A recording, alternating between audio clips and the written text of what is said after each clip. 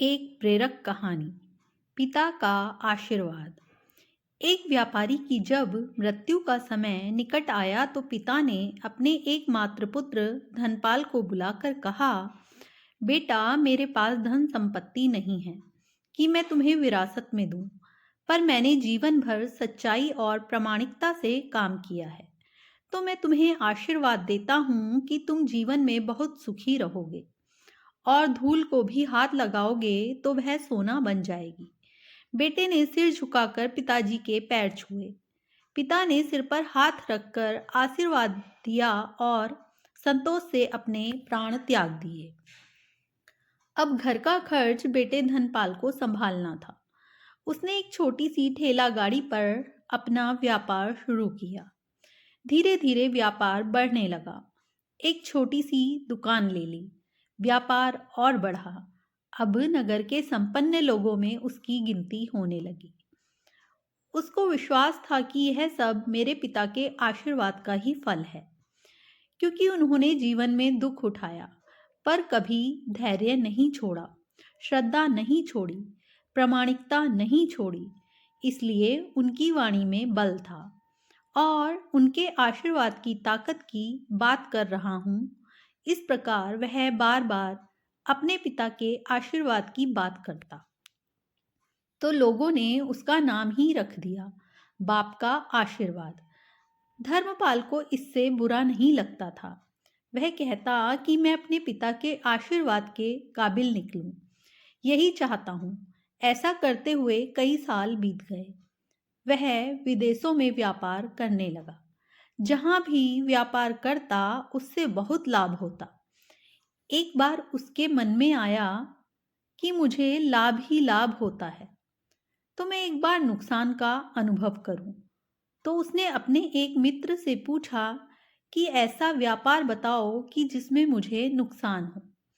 मित्र को लगा कि इसको अपनी सफलता का और पैसों का घमंड आ गया है। इसका घमंड दूर करने के लिए इसको ऐसा धंधा बताऊं कि इसको नुकसान ही नुकसान हो। तो उसने उसको बताया कि तुम भारत में लौंग खरीदो और जहाज में भरकर अफ्रीका के जंजीबार में जाकर बेचो।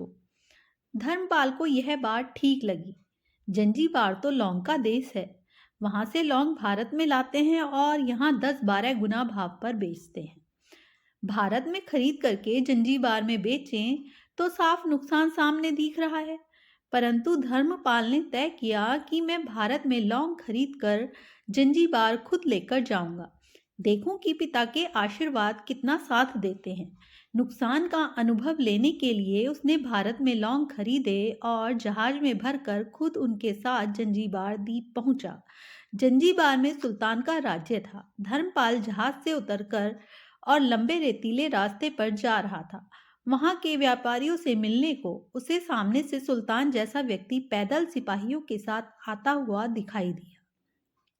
उसने किसी से पूछा, यह कौन है? उन्होंने कहा, यह सुल्तान है। सुल्तान ने उसको सामने देखकर उसका परिचय पूछा। उसने कहा, मैं भारत के गुजरात के खंबात का व्यापारी हूँ और यहाँ पर व्यापार करने आया हूँ। सुल्तान ने उसको व्यापारी समझकर उसका आदर किया और उससे बात करने लगा। धर्मपाल ने देखा कि सुल्तान के साथ सैकड़ों सिपाही हैं, परंतु उनके हाथ में तलवार, बंदूक आदि कुछ भी न होकर बड़ी बड़ी छलनियां हैं। उसको आश्चर्य हुआ। उसने विनम्रता पूर्वक सुल्तान से पूछा, आपके सैनिक इतनी छलनी लेकर क्यों जा रहे हैं?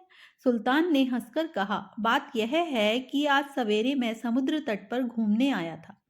तब मेरी उंगली में से एक अंगूठी यहाँ कहीं निकलकर गिर गई। अब रेत में अंगूठी कहाँ गिरी पता नहीं, तो इसलिए मैं इन सैनिकों को साथ लेकर आया हूँ। यह रेत छानकर मेरी अंगूठी उसमें से तलाश करेंगे। धर्मपाल ने कहा, अंगूठी बहुत महंगी होगी। सुल्तान ने कहा, नहीं, उससे बहुत अधिक कीमत वाली अनगिनत अंगूठी मेरे पास है। पर वह अंगूठी एक फकीर का आशीर्वाद है। मैं मानता हूं कि मेरी सल्तनत इतनी मजबूत और सुखी उस फकीर के आशीर्वाद से है। इसलिए मेरे मन में उस अंगूठी का मूल्य सल्तनत से भी ज्यादा है। इतना कहकर के सुल्तान ने फिर पूछा, बोलो सेठ, इस बार आप क्या माल लेकर आए हो? धर्मपाल ने कहा कि लौंग। सुल्तान के आश्चर्य का ठिकाना नहीं रहा। यह तो लौंग का ही देश है सेठ, यहाँ लौंग बेचने आए हो? किसने आपको ऐसी सलाह दी? जरूर वह कोई आपका दुश्मन होगा। यहाँ तो 1 पैसे में मुट्ठी भर लौंग मिलते हैं। यहाँ लौंग को कौन खरीदेगा और तुम क्या कमाओगे? धर्मपाल ने कहा, मुझे यही देखना है कि यहाँ भी मुनाफा होता है या नहीं। मेरे पिता के आशीर्वाद से आज तक मैंने जो धंधा किया उसमें मुनाफा ही मुनाफा हुआ।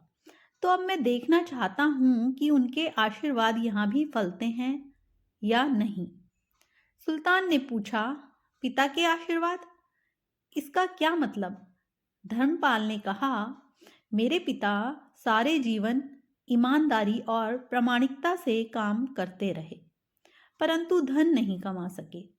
उन्होंने मरते समय मुझे भगवान का नाम लेकर मेरे सिर पर हाथ रखकर आशीर्वाद दिए थे कि तेरे हाथ में धूल भी सोना बन जाएगी।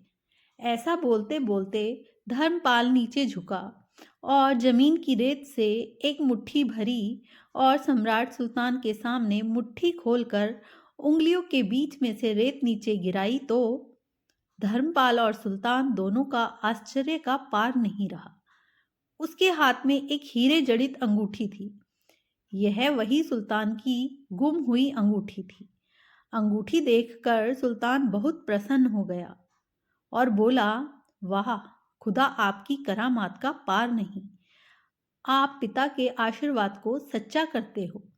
धर्मपाल ने कहा, फकीर के आशीर्वाद को भी वही परमात्मा सच्चा करता है। सुल्तान और खुश हुआ। धर्मपाल को गले लगाया और कहा, मांग सेठ, आज तू जो मांगेगा मैं दूंगा। धर्मपाल ने कहा, आप 100 वर्ष तक जीवित रहो और प्रजा का अच्छी तरह से पालन करो। प्रजा सुखी रहे, इसके अलावा मुझे कुछ नहीं चाहिए। सुल्तान और अधिक प्रसन्न हो गया।